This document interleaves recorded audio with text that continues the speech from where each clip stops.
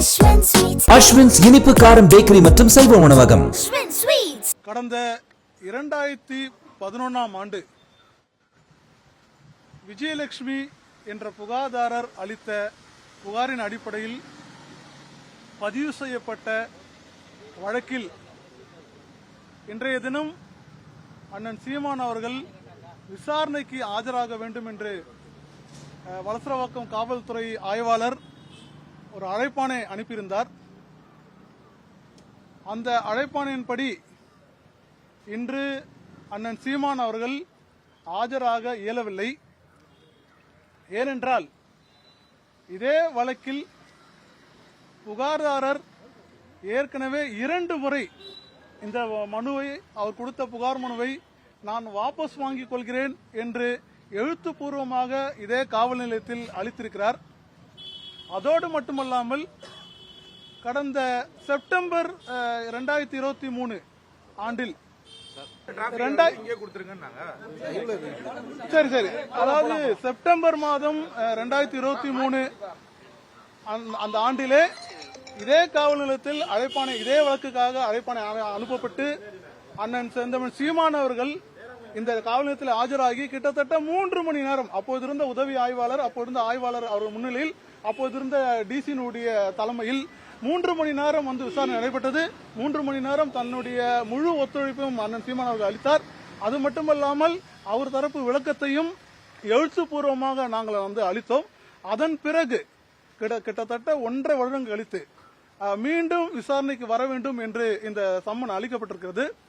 இது எங்களுக்கு தெரியும், முழுக்க முழுக்க அரசியல் காரணங்களுக்காக, அரசியல் அழுத்தத்துக்காக இது அளிக்கப்பட்ட ஒரு சம்மன் என்பது.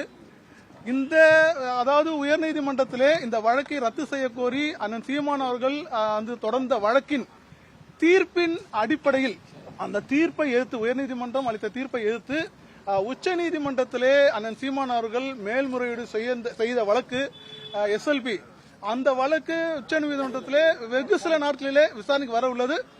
அதன் காரணமாகவும் ஏற்கனவே இந்த சம்மன் வந்து கொடுக்கறதுக்கு முன்னாடியே ஏற்கனவே ஒப்புக்கொள்ளப்பட்ட வெளி மாவட்ட நிகழ்ச்சிகள், ஏராளமான வெளி மாவட்ட நிகழ்ச்சியில் கலந்து கொள்வதற்காக தொடர் பயணத்தில் அவர் இருப்பதால் இன்றைய தினம் அவரால் இன்று விசாரணைக்கு ஆஜராக இயலவில்லை. எனவே நாங்கள் இந்த விசாரணையை குறைந்தபட்சம் 4 வாரங்களுக்கு ஒத்திவைக்க வேண்டும் என்று கோரிக்கையோடு எழுத்துப்பூர்வமாக நான் இன்று வந்து கடிதம் கொடுத்திருக்கிறேன்.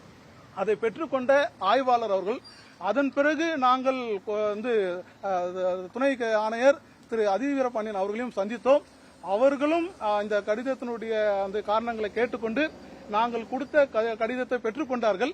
பெற்றுக்கொண்டு இதேபோல் மற்றொரு தேதியில் ஆஜராவது குறித்து நாங்கள் எங்களுடைய மேலதிகாரிகள் ஆலோசனை செய்து நாங்கள் மற்றொரு தேதியை குறிப்பிட்டு சம்மன் நாங்கள் வந்து அனுப்புவோம்.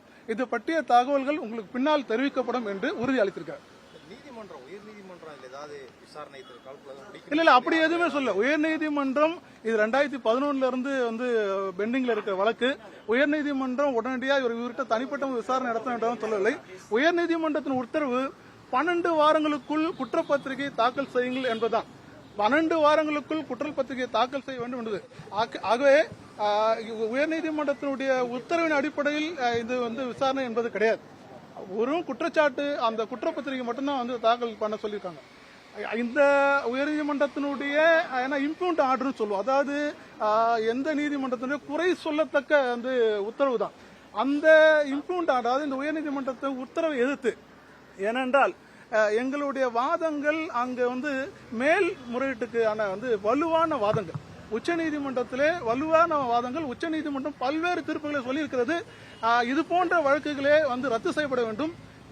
ஆகவே பல்வேறு முன் தீர்ப்புகளும் இது இருக்கிறது. ஆகவேதான் உச்சநீதிமன்றத்தை நாடி இருக்கிறோம். விரைவில் அந்த உச்சநீதிமன்றத்தில் விசாரணைக்கு வரும்போது எங்களுக்கு சாதகமான, மிக சாதகமான ஒரு தீர்ப்பு வரும் என்ற நம்பிக்கையோடு இருக்கிறோம்.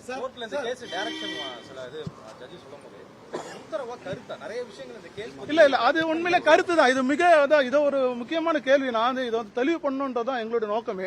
உயர்நீதிமன்றம் அதனுடைய உத்தரவை, அதாவது வழக்கறிஞர் அனைவருக்குமே தெரியும், அதனுடைய உத்தரவில் on perusal of the complaint it seems அப்படின்னு ஆரம்பிக்குது.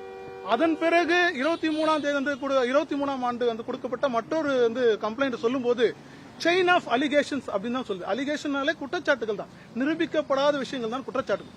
ஆனால் ஒட்டுமொத்தமாக இந்த அரசினுடைய திராவிட முன்னேற்ற கழகத்தினுடைய கைக்கூலி பத்திரிகையாளர்கள்.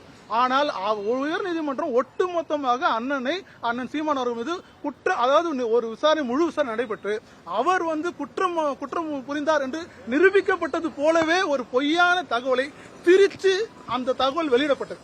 உயர்நீதிமன்றம் எந்த காலத்திலும் எந்த சூழ்நிலையும் அந்த உத்தரவை முழுசாக படித்து பார்த்தால் தெரியும், அவர் மீது எந்த குறையும் சொல்லவில்லை. கம்ப்ளைண்ட்ல என்ன சொல்லிருக்காங்க, 2011 கம்ப்ளைண்ட்ல என்ன சொல்லிருக்காங்க, 2023 கொடுத்த கம்ப்ளைண்ட்ல என்ன சொல்லிருக்காங்க, அவங்க வித்ராயல் பண்ண கம்ப்ளைண்ட் என்ன சொல்லிருக்காங்க அப்படின்றத மட்டும் தான் எக்ஸ்ட்ராக்ட் பண்ணிருக்கு. அதனுடைய ஒட்டுமொத்த கருத்து இல்ல இதுல இருக்குது.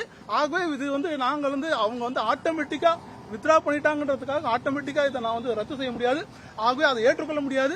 எனவே இதில் நீங்க இந்த மனுவை ஏற்றுக்கொள்ள மாட்டோம். இதில் நீங்க 12 வாரத்துக்குள் நீங்க குற்றப்பத்திரிகை தாக்கல் செய்யுங்க அப்படின்ற ஒரு உத்தரவு மட்டுமே.